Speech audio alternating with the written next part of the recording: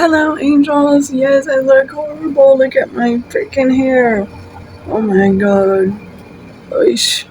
I need to dye my hair, but that's the least of my worries at this point. So, I was like watching TikTok and there's like some comment coming towards Earth or something. I don't know, but I have like a bad feeling about it, like a weird feeling of dread. But I'm getting ready for the neurologist, so I'm trying not to think about that.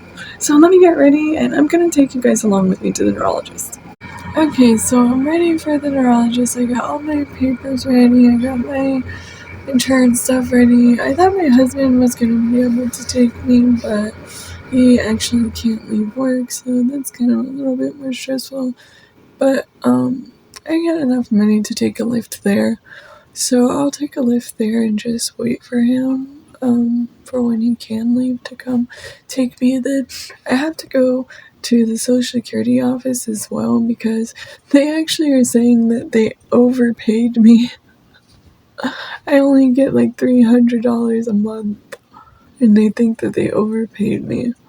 So I have to go there and request some form to say that it will really hurt me if they try to make me repay them by, cutting my check in half or whatever. So, yeah, that kind of sucks. But I think it'll be okay. I'm gonna fill out the form and say, yeah, I cannot afford, because I use that money to, I actually don't know what it goes to, but I give it to my husband and I know that he uses it to pay bills and stuff. So that's where it goes. But yeah, I'm just waiting a little bit longer till I leave, and then I'm gonna go there. I'm kind of nervous, but that's my father-in-law's phone. He has it up so loud. It's really honestly annoying. Me and him don't really get along very well, because, I have a horrible past. I did horrible things in his eyes. But we have to live together, so you would think, like, he would try to be, just cordial, but he's not. So I don't know. We don't want to stay in Miami. We really don't. But it takes so much to move. But we are thinking of moving to Ohio. Okay, that was the vocational lady, and she called and she said, "Would you like to work at an ice cream production plant in Hialeah?" Which is, it's gonna be totally probably all Spanish speaking people, which I don't have a problem with, but I will have to learn in Spanish, and I can't learn that fast in Spanish. You guys have heard my Spanish. And then she said, oh, and it's full-time. There's no way I can do full-time. I will totally lose my insurance. My meds cost $700 a month. I will not be able to pay that. What is so hard? Just give me any place to clean. I will literally, if anybody is in Miami that needs their house cleaned, I will clean your house for $15 an hour.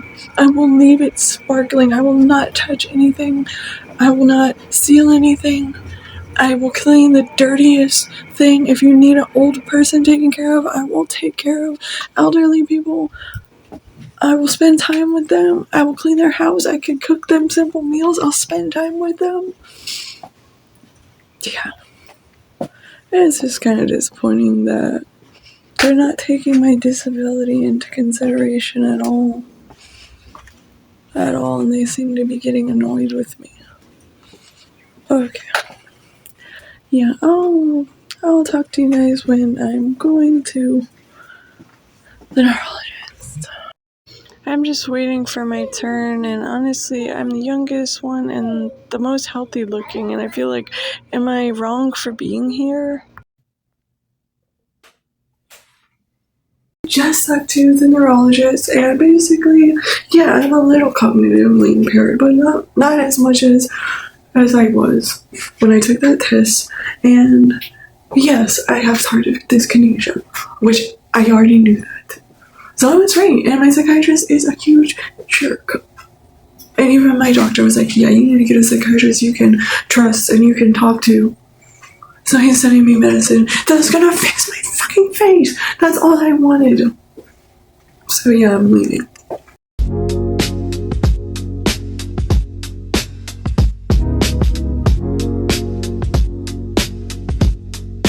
So I'm back from the neurologist office, and I do have tardive dyskinesia, like I said in the bathroom. I have tardive dyskinesia. My psychiatrist is not a good psychiatrist for telling me not to worry about it, because I definitely have that. And you can get movements in your hands, face, body from taking these meds from a really long time, and I'm the poster for that. That is what happened to me, and it would have gotten worse. And he thought that it was okay to put me at risk of having disfigurement. Because you guys don't even know. Go Google tardive dyskinesia severe. I'm in the beginning stages right now, just with my hand, and occasionally, I do like this. I can't mimic it. It just happens when I'm not thinking about it. And he was gonna willing risk that without telling me to get a second opinion or anything. He made me feel stupid about it. He told me to focus on my addiction, and I fucking have tardive dyskinesia. You lying sack of.